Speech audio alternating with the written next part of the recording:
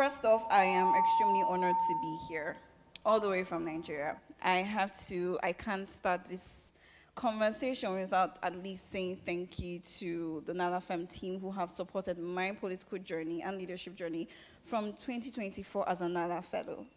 So I have to say a huge thank you to Aya, to Reem, to our mom, and to Sylvia, and of course, Kenneth. So thank you, everyone, for giving young women across Africa the space to grow and to lead.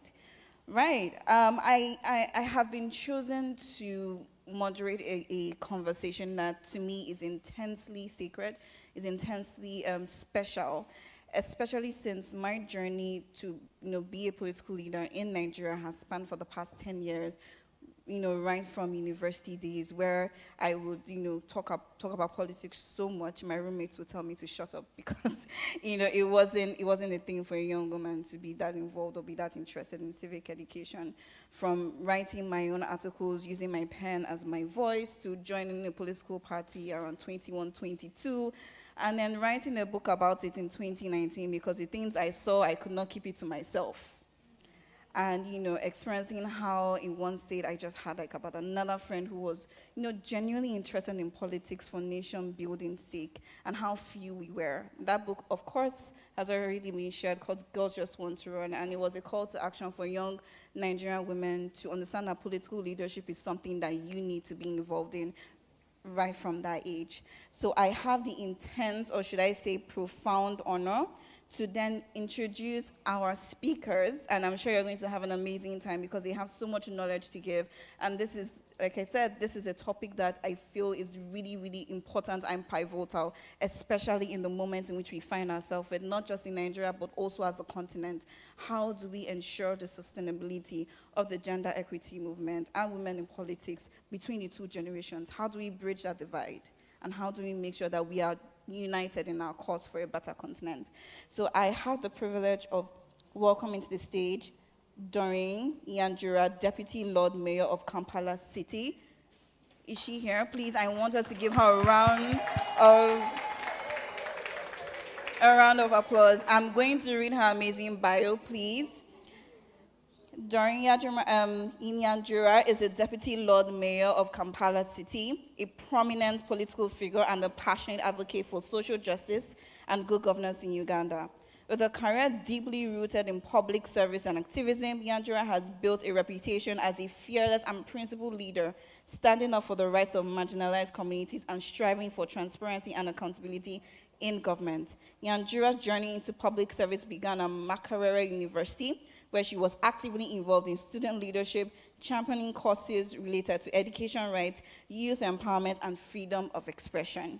Her commitment to social issues saw her quickly rise within political ranks, where she became a key member of the Forum for Democratic Change, a leading opposition party in Uganda. As Deputy Lord Mayor, she has been instrumental in pushing forward initiatives aimed at improving urban governance, sustainable development, and service delivery in Kampala. She is particularly known for her advocacy for women's rights and her work to create a safer, more inclusive city. Her leadership style combines grassroots activism with a pragmatic approach to policy, earning her respect from both her supporters and her political counterparts. Ladies, please, a massive round of applause for Her Excellency. All right, the second person I have the honor to introduce to this stage today is Ambassador Osman Fode Yanase, National Deputy Chairman of All People's Congress Party, Sierra Leone. Is she here, please? Oh, is he here? Oh no, my mistake. We have a male ally in the house. Please, for that mistake, can you just give him like a warm round of applause? All right, I am going to read his incredible bio. Here he goes, sir. Alhaji Osman Fode Yanase is a Sierra Leonean politician who has been serving as a National Deputy Chairman of All People's Congress Party in Sierra Leone since 2023, a Fura Bay College graduate with a Bachelor of Laws. Yansane is a longtime member of the APC party and was a personal assistant to President Joseph Saidu Momo before the Momo government was overthrown in a 1992 military coup. He served as Sierra Leone's ambassador to Ghana before he was elected Secretary General of the APC party in 2012. Nyansane is a senior member of the APC party and a member of the APC Advisory Council, which is made up of the most senior members of the APC. Yansana is a native of Kamakwi, Karen district in northern Sierra Leone. Another round of applause, please. Thank you, sir. I have the honor of also introducing a young feminist activist and advocate, Fatmata Sharif, Sierra Leone student leader and Y-Act SRHR coalition member. Is she here? Fatmata Sharif is a passionate and purpose-driven advocate for youth empowerment, gender equality, and inclusive development. She holds a degree in gender and development studies and is currently pursuing a law degree. Wow, we have a lot of lawyers on this panel, myself included. Fatmata serves as a field officer at Pleasant Foundation Sierra Leone, a coalition member of the Y-Act SRHR, and is the Western Regional Coordinator of the Adolescent and Youth Mechanism, where she works to amplify young people's voices in national policy and developmental processes. A trailblazer in student leadership, Fatmata is the first president of the Kenema District Students Association, having previously served as its vice president. She also made her mark as a deputy minister for sports in the Foray Bay College Student Union under the institution's first ever female president. I think that deserves a round of applause, don't you? Please. Through every platform she occupies, Fatmata uses her voice to drive change, inspire action, and champion the rights and well-being of young people across Sierra Leone. Right, so we have one more person that's supposed to be on this panel. I can't see her in the room, but we'll keep on moving forward. And I think I'm going to take my seat now. So thank you, everyone. Yes, but before I go ahead, as a Nigerian that I am, and knowing that we just came from lunch, and probably have some new people. Oh, we have another Nigerian that has high charity. Please, I need you to turn to your neighbor and say, "You look beautiful this afternoon."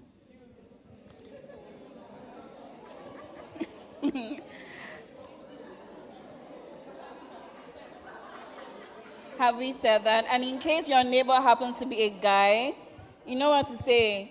Please, you look handsome this afternoon. Are we warmed up? Are we warmed up and ready for the conversation?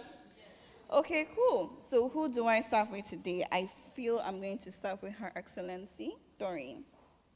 All right, so my first question to you is, young women in politics, often face tokenism, accusations or stereotypes of being inexperienced or unrealistic. And I can relate because that is something I have experienced and still experience, right? As a young woman leading in local government, do you navigate being seen as the diversity checkbox rather than a serious power player who wants to achieve real change? Well, thank you so much. Good afternoon, ladies in the house. How are you doing? Okay. Well, I've heard the question, and I'm going to answer from my own personal experience, what I have gone through. I was voted to be the woman councillor for Makerere University when I was 25, and I was appointed the deputy Lord Mayor at 29. Yes, now being the deputy Lord Mayor at 29 was almost something unheard of in my country because I was young and I was unmarried. So you can imagine all that comes with that, So many people felt that is a title that I did not deserve. Forgetting that at age 25, I actually authored my first book, forgetting that I was a student leader at Makerere University, and forgetting my entire activism journey. So I have been called all sorts of names, and it is not something new. It is something that I have lived with. I gave birth last year, on 11th March 2024. And my baby became a tourist attraction. It became national news or international news because according to men, or most people, even the women, a feminist, a fearless feminist like Nyanjura was supposed not to give birth. So I live by this. But of course, in Uganda, there's another challenge where as women, when we talk about issues affecting women, we usually get reminders of how the president who has been in power for the last 40 years got us out of the kitchen. They say, yes, Museveni helped you, he got you out of the kitchen. So on the table, as women, we are seen as invited guests. And therefore, at this table, we are simply required to celebrate being got out of the kitchen. We are simply required to be at the table and clap at whatever is being said. And of course, this is not far from what is happening. In Uganda, we have the speaker, who is female. We have the vice president, who is female. We have the prime minister, who is also female. And the speaker usually equates the president of Uganda as God. She also equates the first son, who is also the CDF, Chief of Defense Forces, to the son. You know, it is God the Father, then the Son. And this first son that is equating to the Son is a renowned misogynist against women. And then we also have a prime minister who says Museveni is next to God.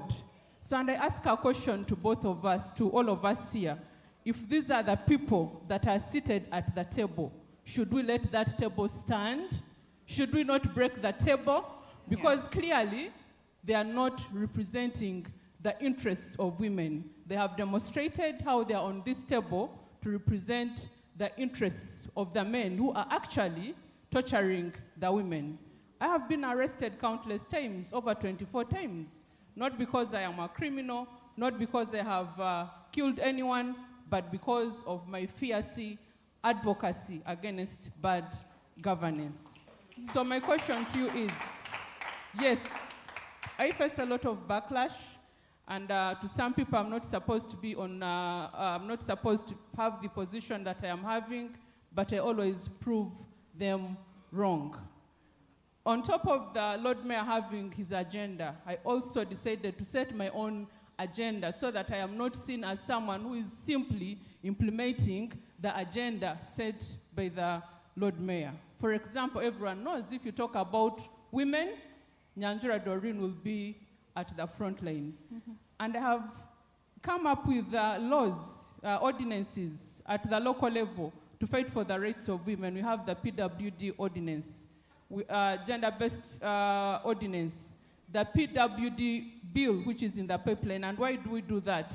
Because I know as women, we face discrimination. However, women with disabilities face multiple levels of discrimination. So yes, I've set my own agenda, despite the agenda that has been set by my boss, and that has distinguished me from what people would think that I'm simply there to do the work of the Lord Mayor, who is a man. Thank you. All right, please, a round of applause. Thank you for sharing that strategy, Your Excellency, Doreen. I will now go on to our dear ambassador. Sir, welcome to our panel. Thank you very much. Yes, so I have a question for you, a tricky question, and I think that's a question that, we want to talk about the intergenerational divide because we want to bridge it. And we want to bridge it not for the sake of ourselves, we want to bridge it for the sake of we love our society, we love our countries, and we love our continent. So we really want to know why. Why, in your view, and through your own personal experience and seeing through the eyes of your colleagues and the presidents that you have served, why does the older generation often gatekeep political power and deny younger generations their right to lead? And do they know that they're gatekeeping? Is there something that you're doing that we're not seeing? And tell us from that perspective and that lens of view, because we really do need to know and learn and understand how we can get over it, please. Well, let me start by thanking Nalafem for inviting me to be a panelist in this all-women affair.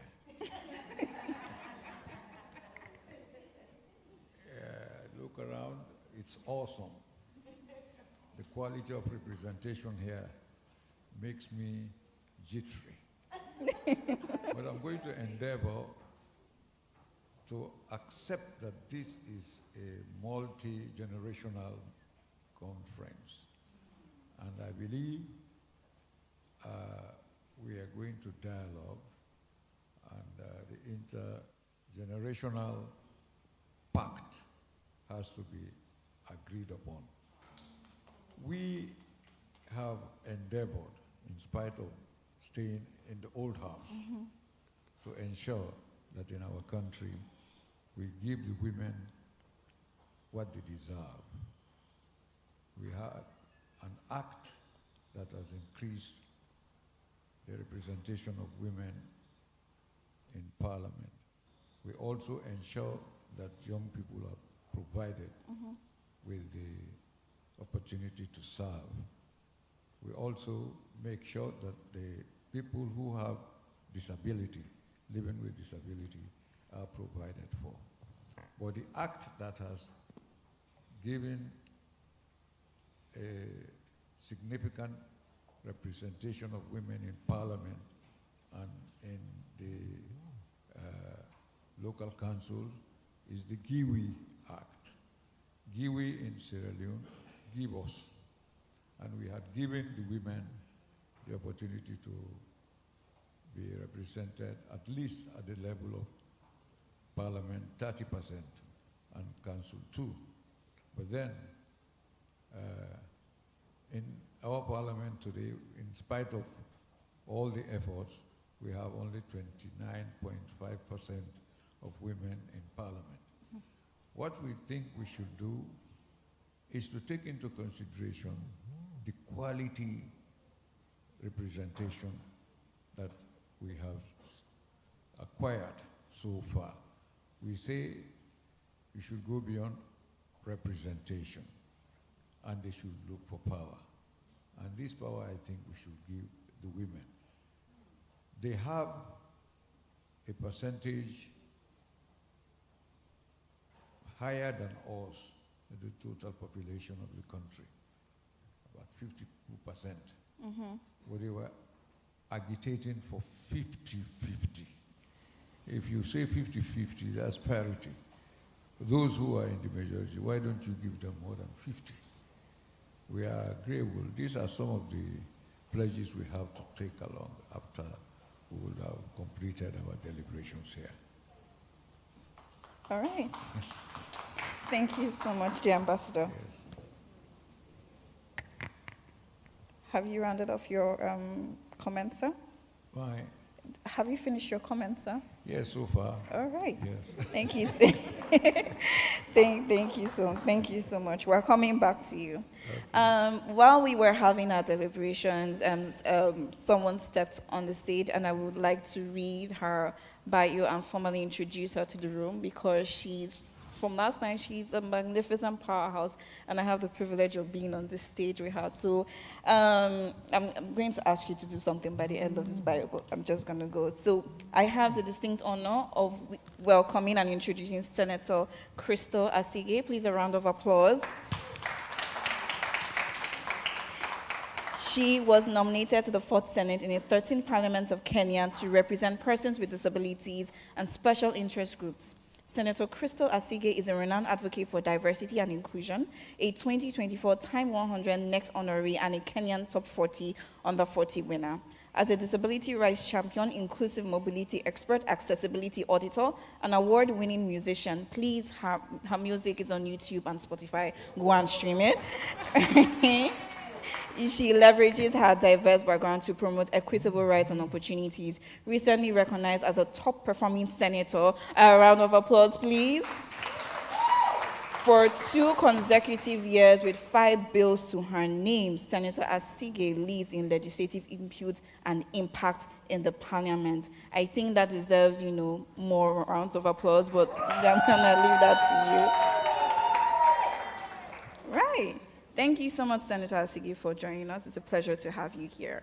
So you represent a very important group in the Senate House, and I really do have to ask, have you, experienced resistance from your male colleagues or your colleagues in general when you have pushed for feminist or youth-centered reforms, knowing that Kenya is also in a really interesting point in its history or its current, political movement right now? How do you navigate these tensions, knowing that you represent, young women, you represent youth, you represent people living with disabilities, you represent so much? How do you tell us? Thank you so much, Nafisa, for that intro. I think, yes, my journey in leadership is a bit of a unicorn. I haven't, still till today, found somebody who has been able to cover so many platforms and represent different types of groups, especially those who are marginalized. So to understand me and my journey and how I've been able to do it, I want to tell a quick story. So I happened to be at the car wash a few days ago in Nairobi, and while I waited for my car to be finished, these two ideas, my leadership and a vehicle, led me down the rabbit hole of analogizing the body of my car. So what makes a car run? What gives it its momentum? What exactly makes it accelerate, I asked myself. I'll give you a clue. It has absolutely nothing to the person, with the person driving it. So it's actually the combustion caused by a combination of hot water and oil and fuel flowing with ease through the complex components of the engine. Mm-hmm. That is what accelerates the car, right? Yeah. It's not stepping on the accelerator. It's not yanking the gearbox, if you still use a manual car, that is. And it's definitely not banging on the steering wheel with all of your might. The car actually accelerates through a type of pressure that is not abrasive or forceful. Mm-hmm. Yet it's tremendously powerful. Mm-hmm. Ladies, and I'm going to say something, but don't come for me. It's just to understand what kind of leadership I use. But what if the water and the oil and the fuel that quietly and strategically works under the hood of a car, we too as women would consider employing a similar kind of power in our leadership? Why have many of us allowed for our God-given intuition and instinct to be substituted with a man-made idea of power? My immediate instinct is that women in leadership is not even a thing. Women and leadership is a thing, because we're already born leaders in so many ways. So I can't help to look around and ask myself, what is it that could be different in our efforts, right? And what if we find a way to include in our every action our feminine energy rather than amping up our masculine energy? And please hear me again. I'm not in the slightest saying that we should acquiesce to men, right? What I'm actually saying is to consider going back to one of our most powerful and persuasive tools in our armory. That's the feminine energy. Mm-hmm. What if the secret behind the audacity to lead as a woman actually lies in the audacity to serve? And I know that sounds counterintuitive, but what my life has shown me is that if serving is beneath you, then leadership is actually beyond you. When I was losing my eyesight many years ago when I was a teenager, I tried absolutely everything to make something change. Everything. Just picture me like a wrecking ball. Doctor to doctor, I went procedure to procedure, research paper to research paper, trying to find the answer, medication to medication. I was trying to be the steering wheel, to be in control, rather than remembering that I can be the oil or the fuel or the water. But, ironically, when I finally threw my hands up and said, fine, God, you tell me where to go. You tell me how to move, tell me what to do, and give me the words to say. That's when I found my life flowing with ease, with far more purpose, and moving even faster than I could have ever driven it myself in that car. Be still is something that I use a lot, and to maneuver in politics, especially now. Be still comes from a story when I was a kid, losing my eyesight, because I wasn't born with a disability. I was born with my full sight.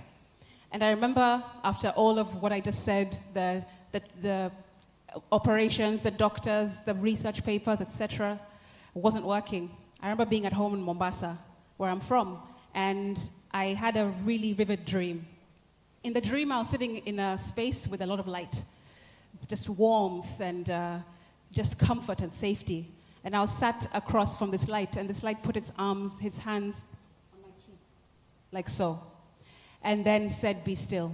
I woke up in the morning, short version is my mom found Psalms 46:10 that says, "Be still and know." Thank you. And since that time, I've realized that one of my tools lies in that very dream, being still, right? When I allowed myself to be the oil and the fuel, the water that allows itself to glide through darkness, hard times, dangerous places, and cold places like an engine, which I see, by the way, as discrimination in our lives, as patriarchy, as politics. That's the engine. That's when I learned that power in soft power. It's agile, it's malleable, it's vulnerable, it's compassionate, silent even. And will be seen like a house on a mountain, even when there's no word that is said, just like Madam Mayor said earlier. So those are my tools. My music is my tool, my acting is my tool, my disability is also my tool, and my voice ultimately is my tool.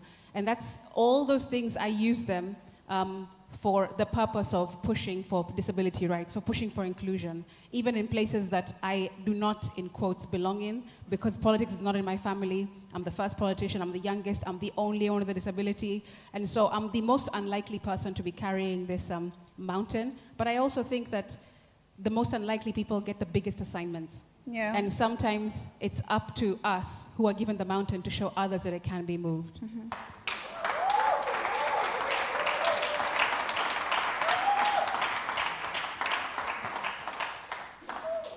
If I think everyone agrees with me that was power packed. All right, so I am going to go to Miss Fatmata Sheriff. You represent the here and you represent the future. I'm going to ask you a question. Running for student political office is often your first step into formal politics. And I think that's true, across different ecosystems and different contexts, not just African, but even globally.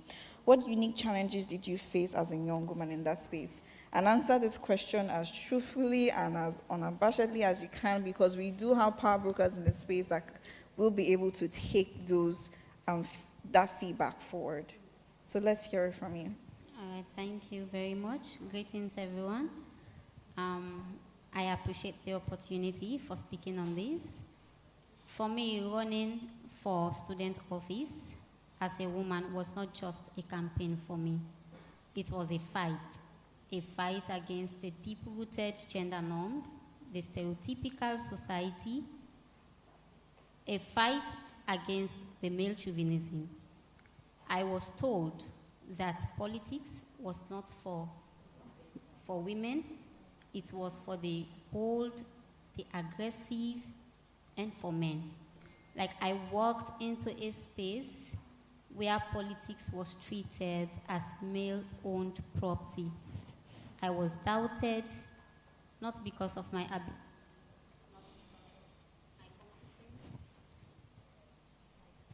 Okay, that's back. not because of my competence, but because I'm a woman.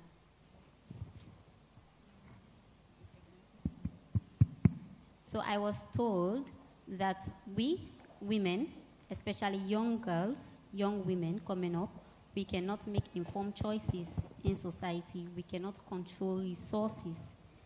So I faced a lot of struggles, but I remained undistracted. I stood my ground and campaigned very well.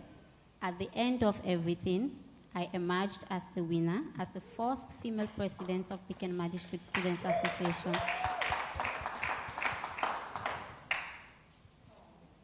So when I became the president, initially, we had a male campus coordinator for the national body who went back and formed his own executive and wanted to impose that on me.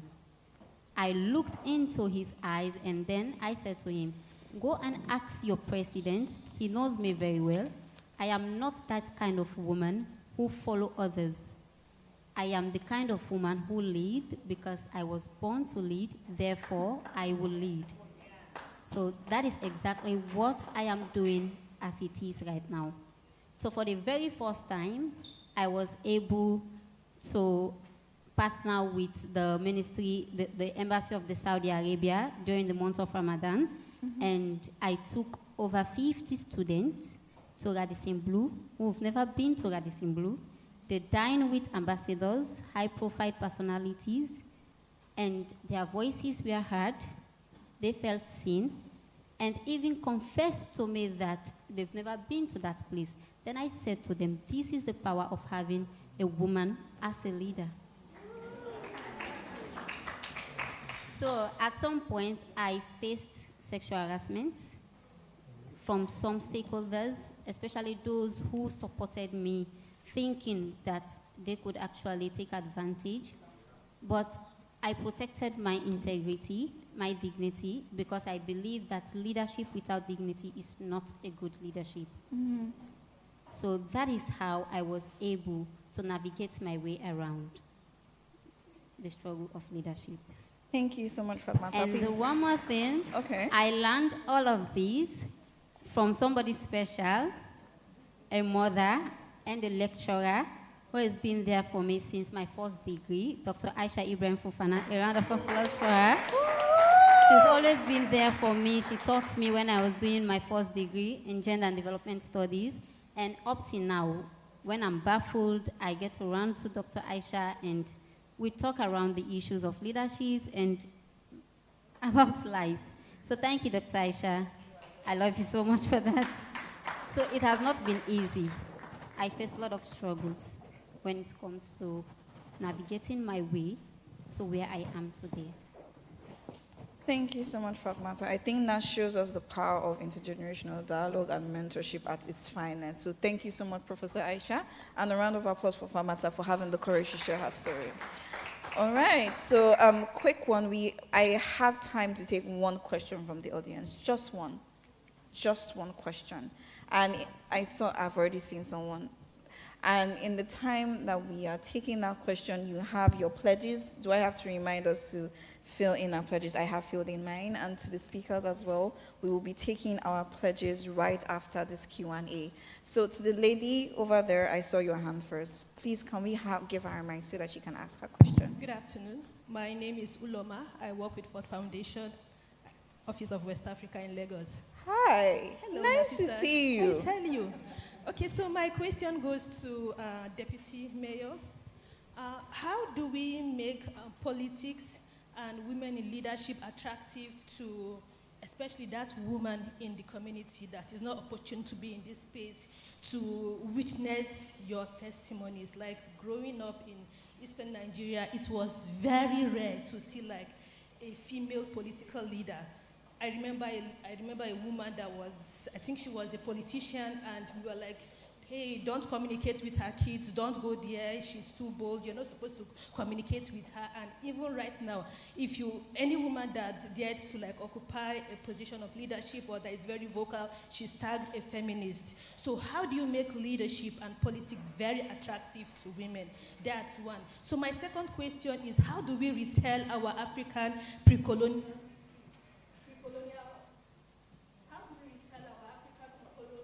history to show that leadership position is actually not unique in Africa?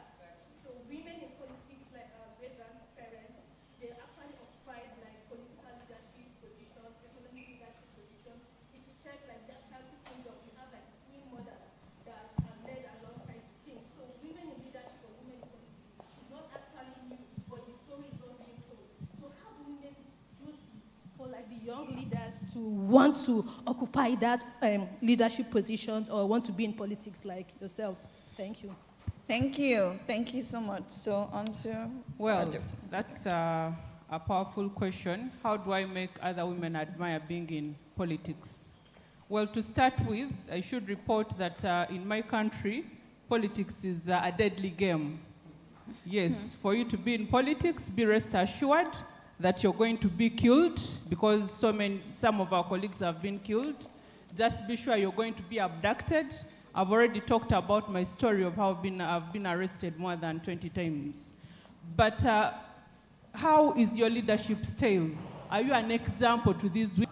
And I have made the agenda of these ordinary women my agenda. If you look at the women in markets, I've advocated that special places should be gazetted, for example, for breastfeeding mothers. So I have become their voice. But I have also educated them about the praise of taking a back seat as women, about the praise of women not speaking out. So my question usually to them is, what price do you think you'll pay when you keep quiet? And what price are you likely to pay for speaking out? And trust me, most of the women usually vote for speaking out. They usually vote for taking up leadership positions. I happen to come from a very humble background. So when I go back home, by the way, for your information, so far I'm competing with 18 men, and I am the only woman for the direct seat that is considered. These other women, these other young people look at me as their leader. So I am leading by example, and from my story, they pick inspiration. And of course, I tell them about the women leaders who have been there before us, but I also tell them the stories of women that we celebrate. For example, you cannot be a Winnie Mandela without going through the trials and tests that Winnie Mandela went through. You cannot be a Salif Johnson on a silver platter. We have read her story. We know she was imprisoned. We know the torture that she has gone through. The mayor of this free town, she didn't just become a mayor. We know what she has gone through in order for her to be our next female president that we are going to celebrate. So what price are we going to pay, and what price are we going to pay for refusing to keep quiet? I think the price we pay for keeping quiet is bigger, is higher than the price we pay when we speak out. Thank you. Thank you. A round of applause. Okay, sir. I have just recently been informed that I have space to take one more question.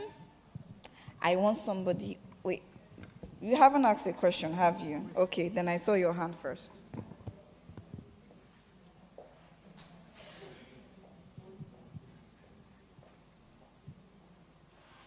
All right, let's start writing our pledges. This is for everyone.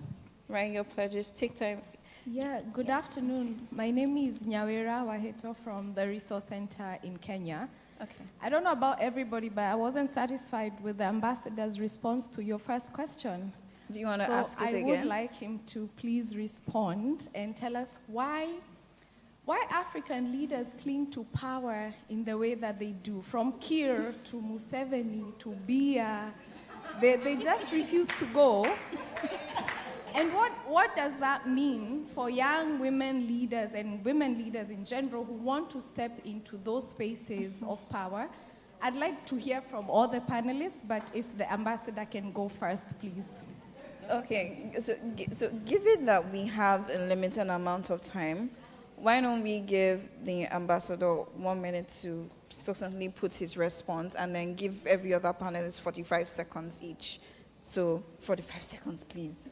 And then 1 minute. So our audience has asked that she doesn't understand why African leaders cling to power, and what young African women who do want to step into those positions of power, what they do have to do.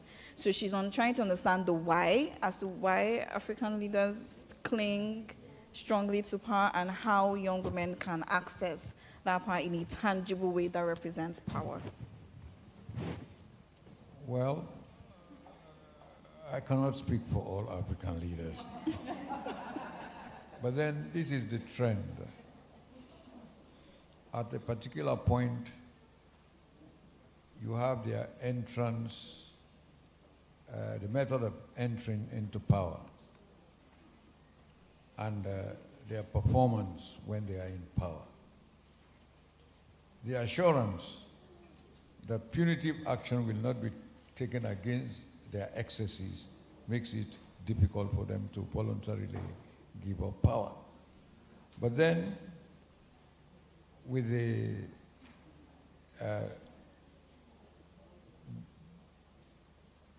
assumption of leaders through legitimate means, even then, when they leave power, some of them are faced with difficulties.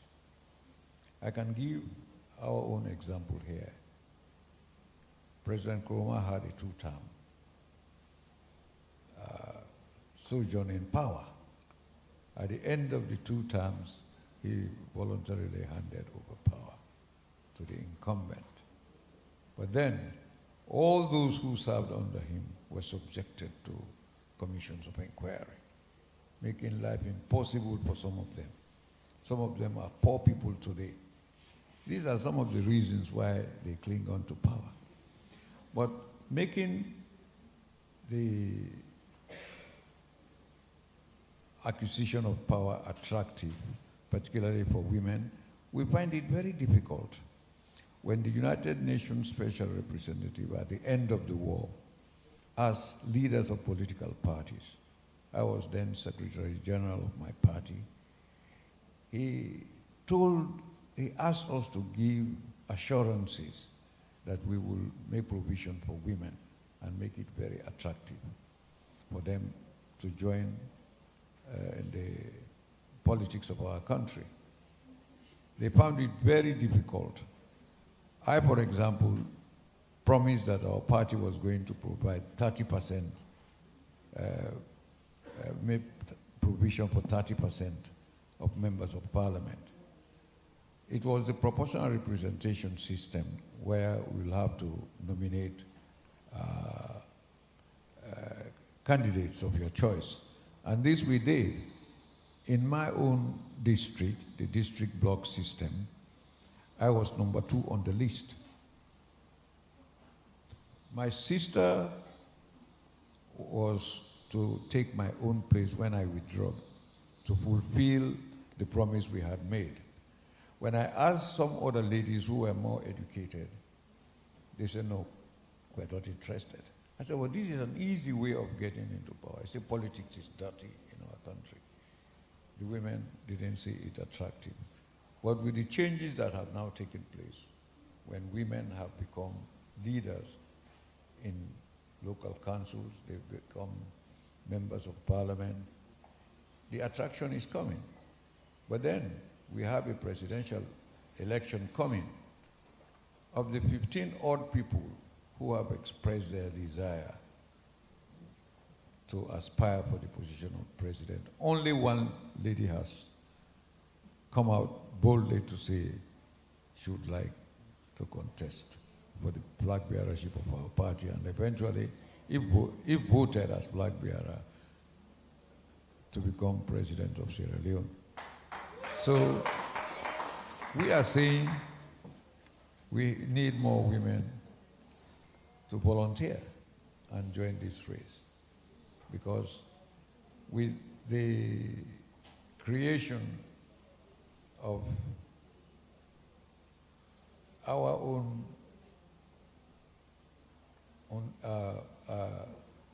parties, within our own parties, the creation of affirmative action for women, because giving them 30% is a gift, and not everyone is very enthusiastic to accept this position.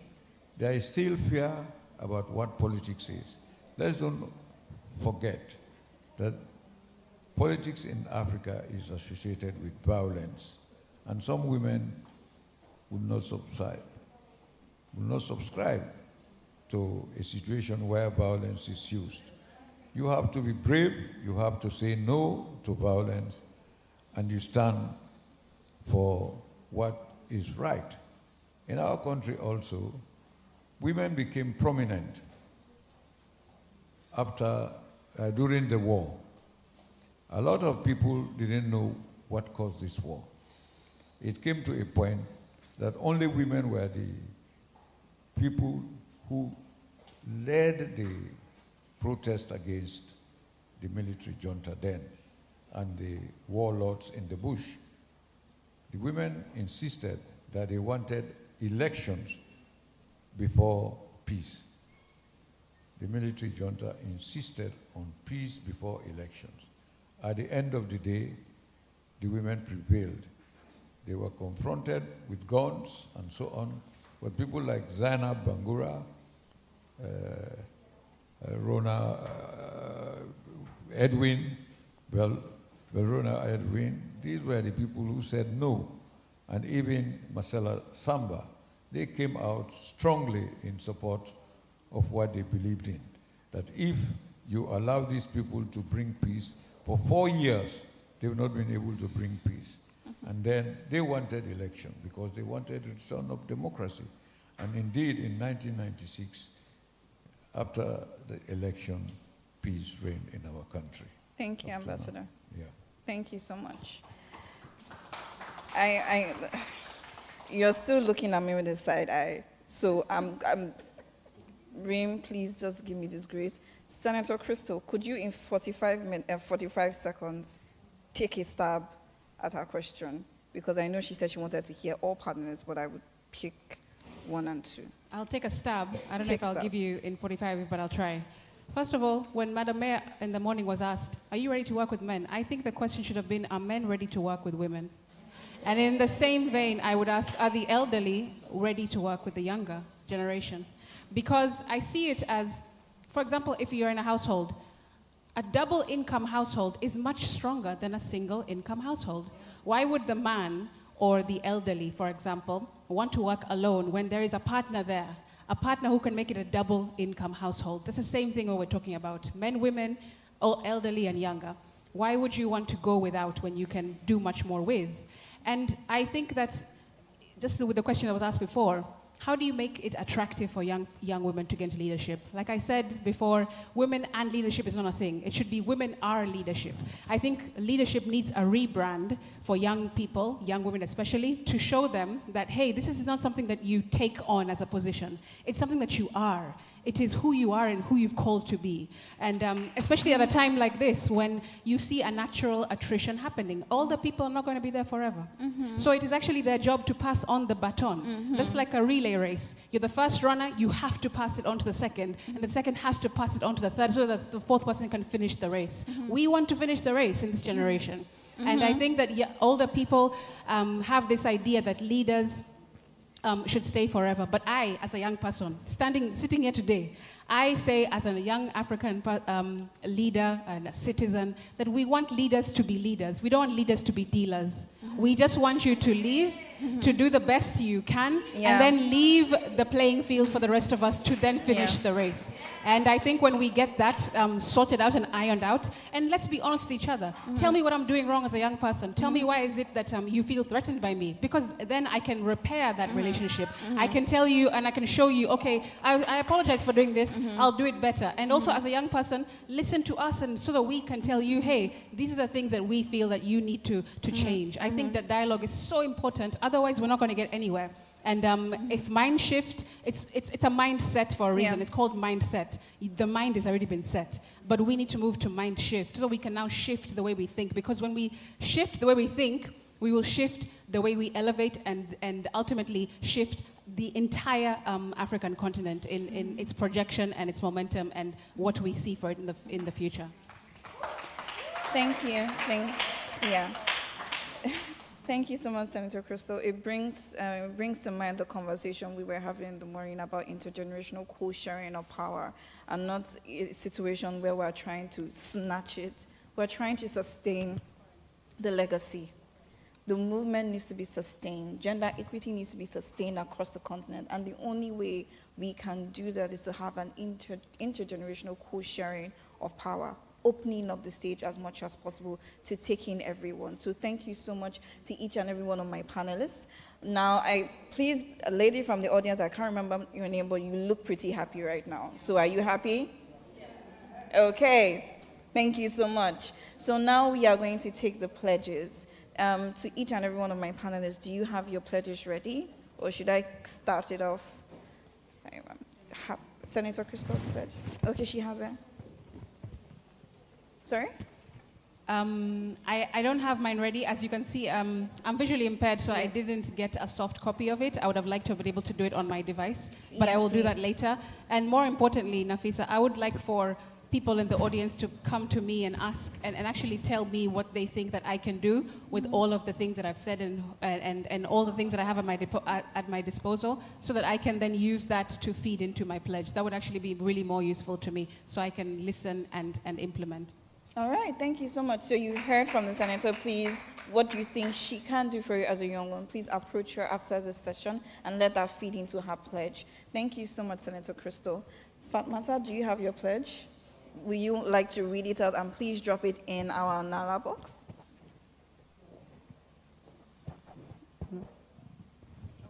Oh, sorry. Okay. So I, Fatmata Sharif, endorse Africa Young Women Beijing Plus 25 Manifesto. I commit to demand number 5, SRHR, on ensuring that every young girls and women access correct information on SRHR. I pledge to work in collaboration with Y-Act SRHR coalition members and other young people to promote the pilot of CSE, which is now known as CARS, in every district, with the budget allocation of my innovative ideas in my capacity as the Y-Act SRHR coalition member and the first female president of Kenya. A round of applause for this young leader, please. All right, please, I hope our photographer is taking a picture of how she drops her pledge. Thank you so much, Fatmata. On to Her Excellency Deputy Lord Mayor. Thank you so much. I, Nyanjula Doreen Omtatina. Omtatina means the fearless one.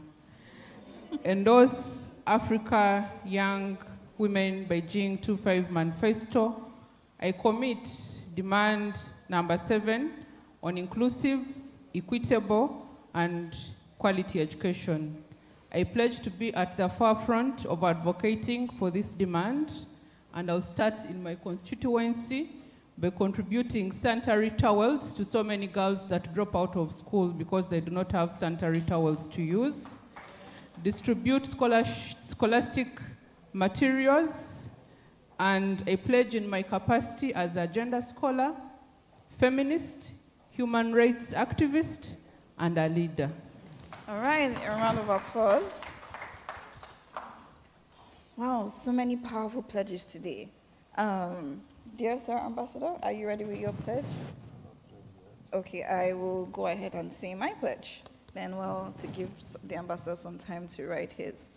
All right, I, Nafisa Atiku Adejuwon, endorse Africa Young Women Beijing 2025 Manifesto. I commit to demand 10 on intergenerational co-leadership. I pledge to build the capacity of 500 young women in political leadership in Nigeria, with a budget allocation of my entire self being in my capacity as the ED of the NAF Foundation and as the Nalafem envoy to the AU. Hi, Reem, is she here? Okay, I'm coming for you. Thank you. Of course, from my organization. So that's my pledge. 500 young women on my way. Thank you.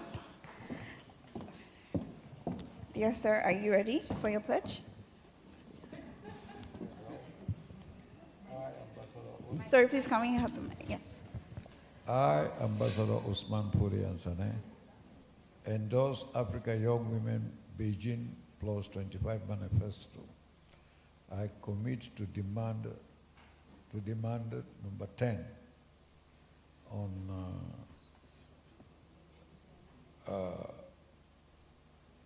intergenerational leadership, and with the allocation of a significant budget in my capacity as chairman of the opposition APC party in Sierra Leone.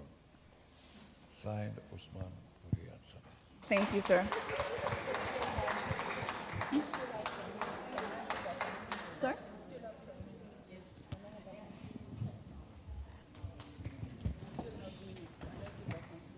Conclusion. Okay, the Deputy Lord Mayor wants to give a brief conclusion. Yes. Thank you so much. I see we still have 5 minutes, and I wanted to give a rallying call to say that nobody is supposed to invite us and include us. We are not foreigners to be invited or shown around in our own homes. So let's get to the table and bang it, and if possible, let us break that table. Thank you. Thank you so much. Thank you so much. So a huge thank you to each and every one of our panelists, from Senator Crystal to Fatmata, our young and growing leader. We look forward to seeing you on massive stages sometime in the future, like next week, probably. And to our Deputy Lord Mayor, it was a pleasure to have you. And to our dear Ambassador, thank you so much for being here and lending your experience of history. Thank you so much. So please, can we stand up? We need to take a group picture. A round of applause, please. Okay.